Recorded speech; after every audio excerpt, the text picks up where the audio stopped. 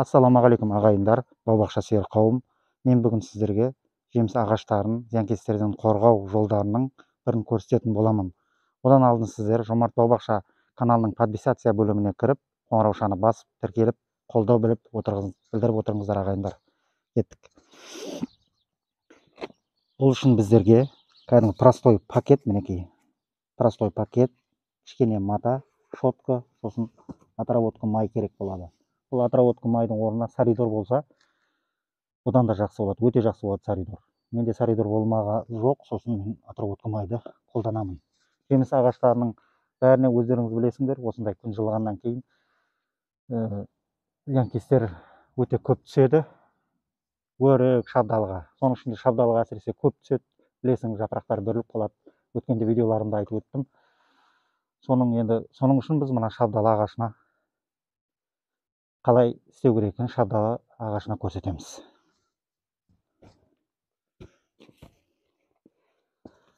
Күн жылығаннан кейін шабдалы ағашының осы түбіртегіне әрі-бері өрмелеп жүрген қорт құмырсқаларды байқайсыңыз ғой бәріңіз. Сол қорт құмырсқалардың ағашқа өрмелегені пайда емес. Шама келсе соларды өрмелетпеу керек. Олар сол өрмелегенде жоғары қарай зиянкестерді тасуы мүмкін.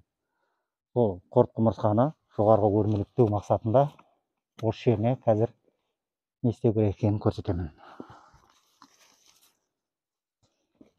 Әуелі орта беліне пакетті ораймыз. Достарым, мұқият қараңыздар. Пакетті жақсылап ораймыз. 2-3 айландырып ораймыз. Қалыңдау қылып. Мінекей. Тағы бір пакет ораймыз. Кәдімгі простой, одноразовый пакет бар.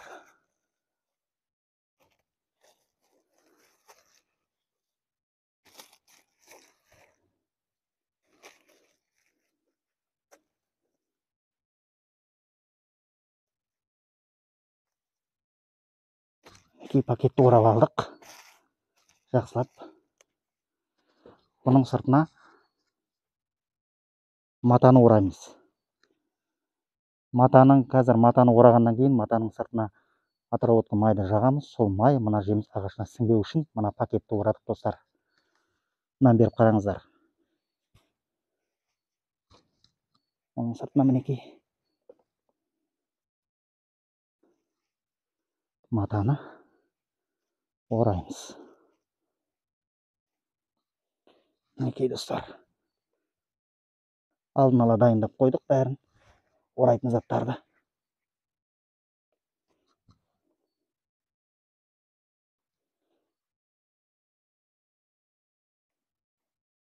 Мінекей. Жақсылап орап, байлап қойдық. Енді жаңа көрсеткен отработка майымды осы матаға, тек қана осы матаға жағамыз, достар. Мінекей. Жақсылап әдемілеп жағып шығамыз айландырып.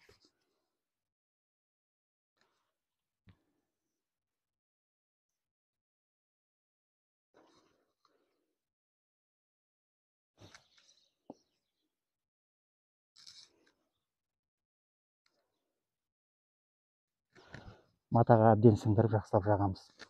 Осы отработканың орнына соридор болса, өте керемет болады. Мысалға, мына отработка сұйық болғаннан кейін ол бір 15 айдан кейін сәл кеуіңкіреуі мүмкін. Егер соридор болса, ол кеппейді. Ол шарап тұрады өз сотырсында. Енді бізде соридор болмағасын отработканы жағып көрсетіп жатырмыз. Егер өздеріңізде соридор болса, соридорды пайдаланғаныңыз жақсы болады. Отработкаға қарағанда. Мінекей, достар, мына жерден құрт құмырсқа былай қарай өрмелеп келеді де, мына майға іркіледі де, ізіне қайтады. Жоғары қарай өрмелемейді. 1-2 жылдан бері осы 2-3 жылдан бері осы жеміс ағаштарыма осындай әдістерді пайдаланып келемін. Нәтижесі жақсы болғасын мен сіздерге көрсетіп жатырмын. Осылай, достар.